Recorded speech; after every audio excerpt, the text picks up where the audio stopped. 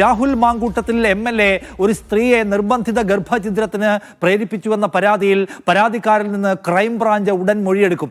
പരാതിക്കാരനായ advocate ഷിൻഡോയുടെ മൊഴി അല്പസമയത്തിനകം രേഖപ്പെടുത്തും. തിരുവനന്തപുരത്തെ ക്രൈംബ്രാഞ്ച് ഓഫീസിലാണ് മൊഴി രേഖപ്പെടുത്തുക. കൂടുതൽ വിവരങ്ങളുമായി സിജോ വി ജോൺ ചേരുന്നു. സിജോ, ക്രൈംബ്രാഞ്ച് വളരെ വേഗത്തിൽ മുന്നോട്ട് പോവുകയാണോ ഈ കേസിൽ?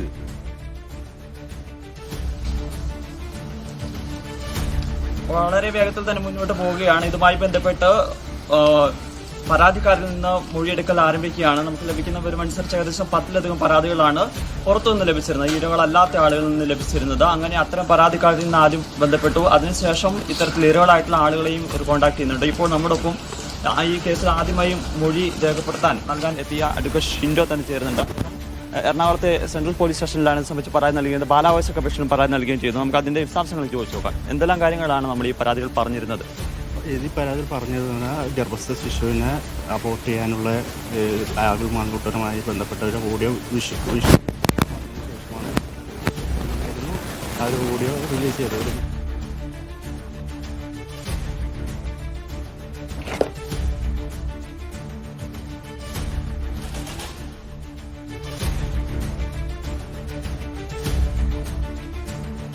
ശരി, രാഹുൽ മാങ്കൂട്ടത്തിനെതിരായിട്ടുള്ള പരാതി കൊടുത്ത പരാതിക്കാരന്റെ മൊഴി അല്പസമയത്തിനകം രേഖപ്പെടുത്താൻ പോകുന്നു ക്രൈംബ്രാഞ്ച്.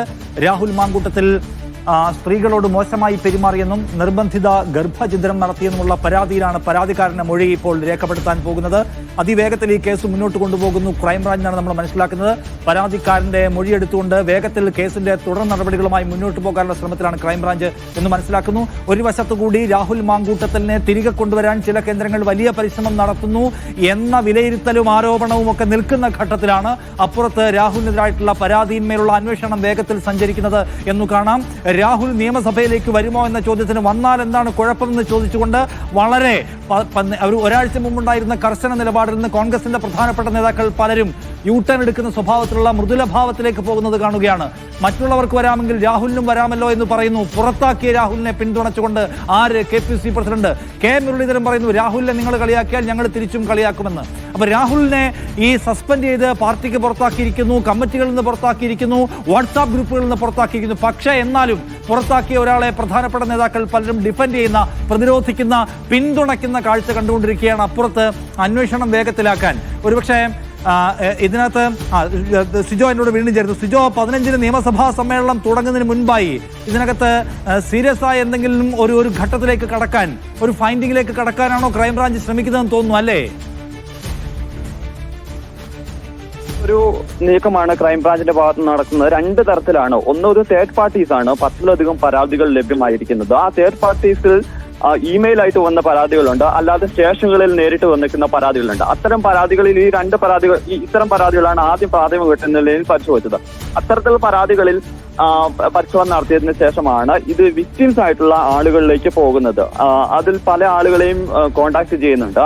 അതിൽ ഇരയാക്കപ്പെട്ടുവെന്ന് പറയുന്ന ആളുകൾ, മാധ്യമങ്ങളിലൂടെ വന്ന് പ്രതികരിച്ച നടി റിനി ഉൾപ്പെടെയുള്ള ആളുകൾ. റിനിക്കാണ് മോശം സന്ദേശം അയച്ചുവെന്ന് പറയുന്ന റിനി വെളിപ്പെടുത്തിയത്. റിനി അതോടൊപ്പം തന്നെ മാധ്യമങ്ങളിലൂടെ പുറത്തു വന്ന ശബ്ദമുണ്ടായിരുന്നു. ആ ഗർഭചിത്രത്തിന് നിർബന്ധിച്ചുവെന്ന ആ കാര്യമുണ്ടായിരുന്നു. അതും അത്തരത്തിലുള്ള ആളുകളെയും കോണ്ടാക്ട് ചെയ്യുന്നുണ്ട്. പക്ഷേ നമുക്ക് ലഭ്യമാവുന്ന വിവരം അനുസരിച്ച് ഇത്തരത്തിൽ ഇരകളാക്കപ്പെട്ട ആളുകൾ ഈ ഘട്ടത്തിൽ പരാതി നൽകാനോ മൊഴി നൽകാനോ ഇതുവരെയും തയ്യാറായിട്ടില്ല എന്നുള്ളതാണ്. എങ്കിലും പരമാവധി അവരോട് കാര്യങ്ങൾ കൺവിൻസ് ചെയ്ത് ഇത്തരത്തിൽ നിയമപരമായ നടപടികൾ മുന്നോട്ട് പോകണം എന്നുള്ളൊരു ക്രൈംബ്രാഞ്ച് സമീപിക്കുന്നുണ്ടെന്നാണ് വ്യക്തമാകുന്നത്. എന്തായാലും അതിനാണ് പരമാവധി നോക്കുന്നത്. കാരണം ഈ കേസിൽ FIR-ഉം അല്ലെ കേസൊക്കെ നിലനിൽക്കണമെന്നുണ്ടെങ്കിൽ, കോടതിയിൽ നിലനിൽക്കണം എന്നുണ്ടെങ്കിൽ സ്വാഭാവികമായും ഈ പറയുന്ന വിക്ടിമായിട്ടുള്ള ആളുകൾ പരാതി നൽകുകയോ അതോടൊപ്പം തന്നെ മൊഴി രേഖപ്പെടുത്തുകയോ ചെയ്താൽ മാത്രമാണ് സ്റ്റാൻഡബിൾ ആയിട്ട് നിൽക്കുള്ളൂ. ഒരു തേർഡ് പാർട്ടീസ് ഇത്തരം കേസുകളിൽ നിലനിൽക്കുന്നതെന്ന് പറയുന്നത് അത് വളരെ വെല്ലുവിളി നേരിടുന്ന പ്രശ്നമാണ്. അതുകൊണ്ടാണ് പരമാവധി അത്തരത്തിൽ പോകുന്നത്. എന്തായാലും അത് ആദ്യഘട്ടത്തിൽ ക്രൈംബ്രാഞ്ച് സംഘം സംസാരിക്കുന്നുണ്ട്.